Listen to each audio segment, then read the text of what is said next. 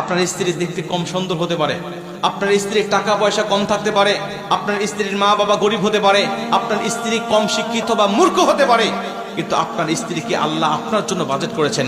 আপনার জীবনটাকে সুখময় শান্তিময় করার জন্য, আপনাকে ভালোবাসার জন্য আল্লাহ আপনার স্ত্রীকে বাজেট করেছে। আর ওই স্ত্রীকে যদি আপনি অপছন্দ করে, তাকে যদি আপনি অবহেলা করেন, তাকে যদি আপনি গালিগালাজ করেন, তার মানে আল্লাহর সিদ্ধান্তের বাইরে আপনি কাজ করলেন। এজন্য আমার আল্লাহ পাকের সিদ্ধান্তের বাইরে কাজ করার কারণে আল্লাহ পাক আপনার উপর নারাজ হয়ে যাবে।